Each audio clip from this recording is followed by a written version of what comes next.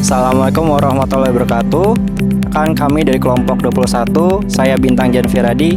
Saya Cikita Amalia Kalista. Saya Widiat Piko. Saya Satnauli Bangun. Jadi pada kesempatan sore hari ini kita akan melakukan program immersion di Telkom Landmark Tower. Dalam proyek ini, kelompok kami akan membantu Telkom Landmark Tower dalam pemanfaatan aset idle-nya menjadi sport hub center yang dimana tidak hanya menjadi revenue stream bagi perusahaan, tetapi juga dapat menjadi manfaat yang baik bagi warga sekitarnya. Perkenalkan, saya Bayu Aji Wijaya. Saya adalah Direktur Keuangan, Manajemen Risiko dan Administrasi dari PT Telkom Landmark Tower, biasa disingkat PT TLT. Apa itu PT TLT? PT TLT adalah salah satu bagian dari Telkom Group, di mana kami adalah pengelola properti dari 3 gedung di kawasan Telkom Hub ini. Ada Telkom Landmark Tower, Tower 1, Tower 2, dan Geraha Merah Putih. Dan alhamdulillah saya senang sekali dipercaya, diberikan amanah untuk menjadi apa istilahnya mentor atau pembimbing dari rekan-rekan emerson dari perguruan tinggi UGM ya, Universitas Gadjah Mada, dimana memang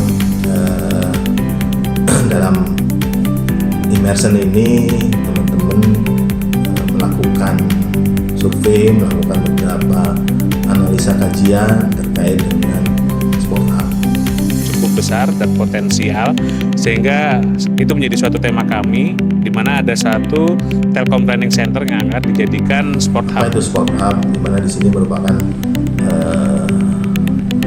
penyedia layanan olahraga gitu ya, di mana berfungsi untuk memberikan layanan olahraga kepada internal di Telkom maupun kepada eksternal, di mana kami salah satunya adalah di Telkom Sleepy mempunyai lahan, dan saat ini juga sudah terdapat 2 lapangan tenis. Nah, di situ sport hub itu kami usulkan supaya dikaji, karena di sana lapangan tenisnya itu masih outdoor.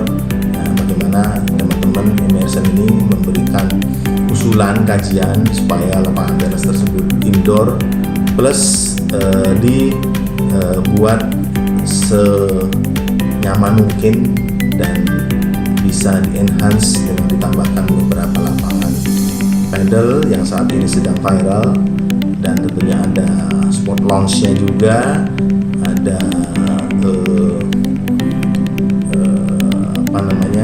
kafe kecil-kecil kayak gitu, seperti itu, di mana memang di sana lahannya luas, tempat parkir juga luas, dan yang kami inginkan adalah dari immersion ini bisa melakukan kajian secara demografis, gitu, dilihat dari sisi demografis lingkup di Sleepy. Terdapat adanya lingkungan karyawan, pekerja, dan juga mahasiswa sekitarnya. Radius sekian kilometer tersebut, kira-kira marketnya siapa saja, kemudian kompetitornya itu juga kira-kira ini masih blue ocean atau red ocean, nah teman-teman lah yang bisa melakukan kajian tersebut. Baik, dalam melakukan analisa dapat saya sampaikan bahwa kelompok kami menggunakan beberapa pendekatan, diantaranya adalah SOAR, kemudian Frio, dan juga kami juga melakukan analisa persaingan terkait dengan usaha baru yang kami usulkan dengan menggunakan Blue Ocean Strategy. Nah, atas hasil analisa yang telah kami lakukan, kami jadi semakin punya keyakinan ya, kesimpulan untuk mendukung kesimpulan kami untuk menyampaikan kepada manajemen dari PT TLT bahwa usulan atas leveraging asset dari idle asset menjadi sport hub itu dapat menjadi revenue stream yang baru bagi PT TLT. Untuk mengoptimalisasi aset yang ada di TLT, pada saat ini kita mendekati secara referensi dengan 3 literatur. Yang pertama itu dengan Mitzberg, bagaimana kita melihat aset ini untuk kita optimalisasi. Yang pertama itu bagaimana kita melihat ke depan dengan melihat ke belakang, bagaimana kita melihat dari atas tetapi melihat ke bawah, dan bagaimana kita melihat secara melampaui. Yang kedua itu bagaimana prosesnya, itu kita dekati dengan referensi dari Letka, itu ada 5 atribut.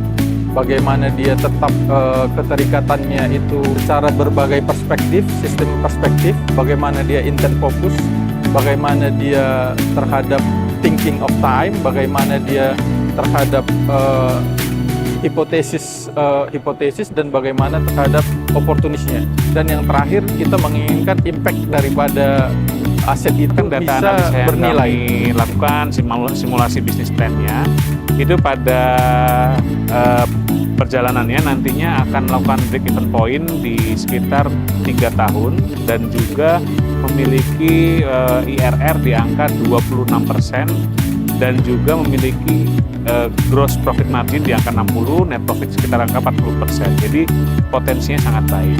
Nah, dengan potensi sangat baik itu tentu saja dari Telkom Landmark Tower ini akan mencoba mengajukan kepada PT Telkom Group bahwa kajian dari bisnis plan ini akan menjadi role model ataupun contoh untuk dapat dikembangkan pada idol-idol lainnya. Tentunya dari kajian tersebut memberikan masukan bagi kami sendiri untuk bisa menerjemahkan maupun bisa mengimplementasikan apa yang rekan-rekan Emerson buat. Sukses untuk Telkom Landmark Tower dan juga terus maju dan menjadi inovasi bagi digital ekosistem di Indonesia. Dengan tekad dan motivasi teman-teman, saya yakin rekan-rekan akan lebih sukses lagi di dunia pekerjaan.